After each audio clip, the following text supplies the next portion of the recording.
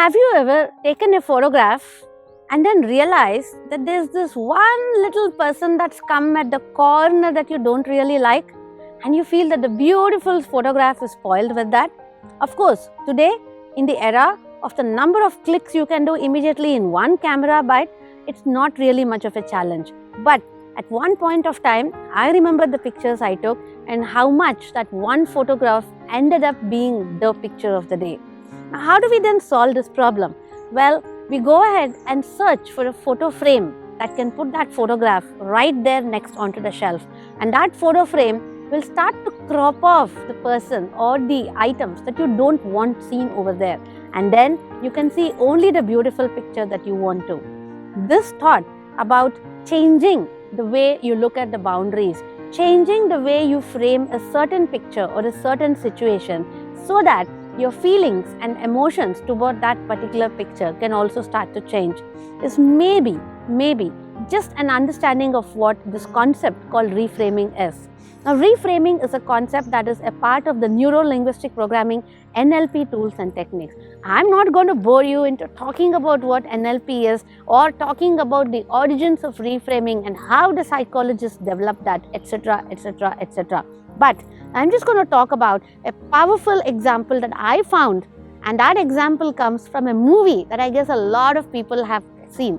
And I'm going to say a movie because the book actually has the powerful example, but I'm going to give that to you as it is from the film, and this is from Harry Potter, the third film of Harry Potter, which is The Prisoner of Azkaban. And for those of you not familiar with Harry Potter, don't worry, you can just look at it from a simple perspective of there's magic, there's wizards, and there's a lot of wands and a lot of other stuff happening.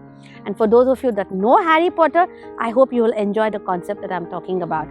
In this third book, there's one scene in the film. It's there in the book, but let me reiterate it from the film. There's one scene in the film where Professor Lupin asks everybody that they're going to learn how to deal with a Bogart. Now, a Bogart does not have a shape of his own, but it takes the shape of the one thing that you fear the most. And since you fear that one thing, you're so overtaken by that fear and the emotion is so high that you just cannot fight it, nor can you run away, nor can you do anything about it. And he says the solution for this is to use your wand, point your wand at the Bogart and say a simple spell that's called ridiculous. Yes, the spell name itself is ridiculous. And when you're saying the spell, he says, think about something that amuses you. Here's the example. Neville Longbottom comes up first and he says that there's a Professor Snape who actually scares him the maximum. And what Lupin tells him is that you stay with your grandma, right? Now this is what I want you to do. And Neville just imagines Professor wearing his grandmother's clothes and holding a picnic basket. And the moment he imagines that and he says ridiculous, that spell takes shape. And Professor Snape ends up with those clothes and that picnic basket. And he starts to laugh and the fear goes off. And then everybody starts taking a chance, right? So Ron comes up, he's terrified of spiders. And then he imagines spiders on roller skates, 8 legs, just imagine, and them not able to walk. Okay, Parvati Patil hates snakes, but she imagines it to be a Bobo doll that just goes off. And every single person starts to imagine the one thing that they find most amusing and use the spell and convert the fear into humor. Of course, I'm not going to go into the scene about Harry coming over and what happens then, but let me just come back to this concept that I said about reframing. So the situation has not changed. The Bogart still takes the shape of the one thing that they fear the most, but they are adding a certain sense of humor, a certain sense of fun and laughter in the situation so that that very Bogart in that shape of the one thing that is most fear also adds on a certain sense of humor and they start laughing. And the spell too, ridiculous, is almost just showing the same thing. What does that mean? That when we have fear, should we laugh? Not necessarily. I'm not saying that. But I'm saying when we cannot change a situation, when we cannot control what is happening in a situation, if we can change the perspective that we are looking at it from, instead of looking at it from the factor that my mom or my dad were being too bossy on me, if we can understand that they are trying to protect us, that they are trying to take care of us.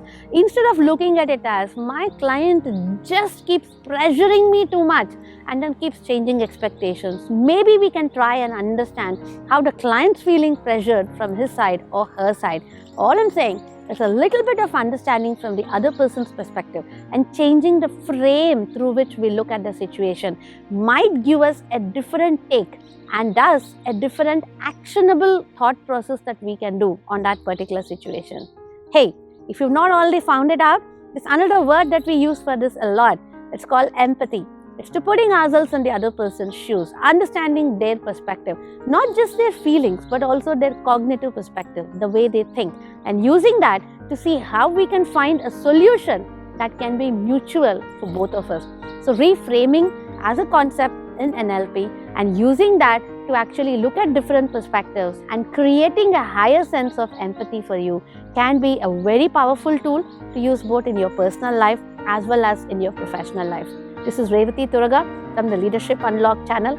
Like, share, subscribe, and please come back to watch again. Thank you.